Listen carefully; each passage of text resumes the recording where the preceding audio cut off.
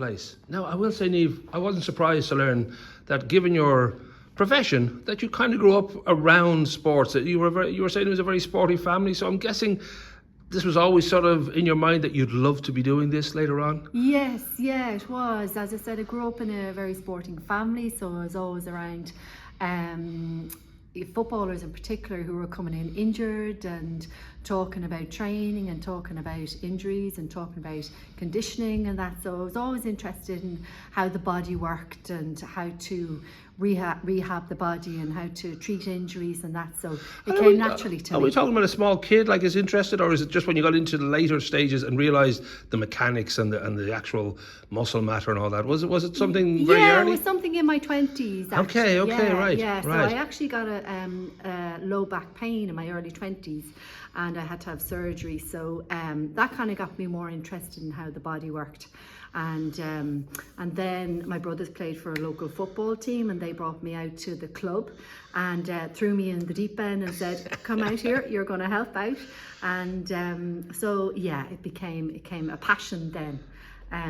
So yeah, I love doing what I do, and I really enjoy rehabilitating people to their full functional capacity. So taking the step to go to Trinity and treat it like a real professional, you're going to get a qualification, all that.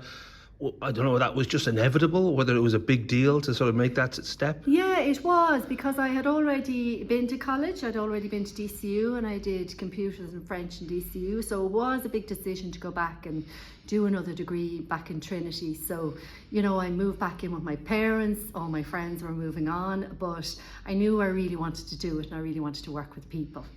So, it's a bit of a difference, computer and French, to back to your first love, really. Yeah. So that must have been a good feeling when you knew it was going to be a little bit of a kind of, a restart. But the idea that this would be the one, that this is the real thing that you want to do. Yeah. I knew that this is what I really wanted to do. I worked. I worked when I was a student in nursing homes. I worked as a care assistant as well. So I really, all through college, then I really felt that, yeah, this is my calling. Yeah, I wanted to work with people. Now, quite quickly, you're working in Columkill for 4 years. You go off to Australia for 4.5 years.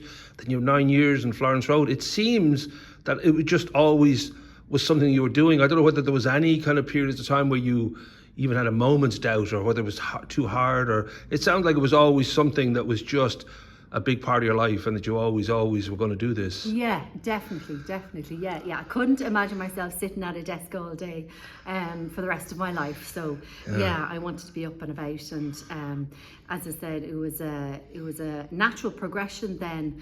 When I went to Australia, I worked in a big physiotherapy and sport injuries clinic, and then it was a natural progression then to come back and open up my own practice, because I really wanted to continue in private practice. I really enjoyed working in the hospital, but I preferred working in private practice. And see, I'm amazed with people like you. I mean, I fell through life and just sort of ended up doing what I'm doing almost by accident. This idea that somebody has a strong kind of vision at the start and never sort of, wavers from that. I mean, is that something you kind of recognise in yourself? Was it? Oh, yeah, definitely. Yeah. I definitely have a drive. Yeah, a drive right. To be my own boss, yeah, for sure, and to, I suppose, live the lifestyle the way I want to live it, pick my hours, and it's not easy working for yourself, as I'm sure you know. Yes. I'm working in private practice. It's, it's full on. It's, it's 9 to 6 and sometimes 9 to 7:30 because I teach Pilates in the evenings and that as well. So, but I do treasure the time I have off the weekends, and And I'm thinking too that when you come back from Australia and you decide to set up, and you were 9 years in Florence Road, that's a big step to step out and say, okay, I'm going to take all the risk and all the organisation. I'm not just going to sign in at the start of the day and sign out. Was that joyful? Was it fearful? I don't know whether there was a... Yeah, it was a little bit of both. Right. Yeah, it was exciting. But it was you know, I worked in other private practices while I transitioned into working, building up my own reputation, building up my own practice. So in that sense, there was a little bit of safety, but a little bit of risk, and you could kind of cope with that mentally, you know. And as I said, I had kind of a lot of connections in the sporting world, and so that helped a lot. Yeah. My own father has his own business as well, so you know, I always had that kind of blueprint of like, this is how it works, and this you is can do it yourself. Right. Yeah. I'm thinking the development of Ireland's kind of attitude towards, you know, injuries and health and all the rest. You know, when I was growing up, you know, if you broke a leg, you put some Sudocrem on it and kept running, and there was a whole kind of different culture now where people are very aware of just how beneficial it is to know these things and how to treat injuries properly and not end up, you know, with a limp for the rest of your life. There does seem to be a much better culture for it now than ever before. Yeah, it's much better, and people are happy and much more aware of looking after themselves a lot more now. And you know, when they feel that people want to live, you know, healthy and long lives now, so you know, they are willing to put the time and effort into looking after themselves. So that is a great thing. So it is. Now, we should say you're based here, beautiful Charlesland. It's a great spot. I mean, I'm ashamed to say that I haven't been up here that often. When I was up here today, I was thinking, holy moly, like you got this lovely outside kind of, you know, walkway to come in and lovely neighbours and all that kind of stuff. So you're here like, I don't know, 6 days a week, 7 days a week. We can put in the hours and all that, but people basically would make appointments, I guess, with you is the main thing. Yeah, so people can make appointments. They can call me, or they can book online on my website, Niamh Coffey physiotherapy.com.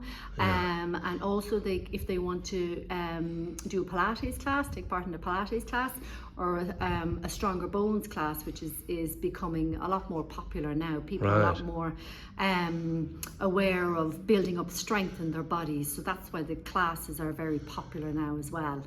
And Right. Well, I'll put all the links above now in the text and make sure that people can quickly go to what they're interested in.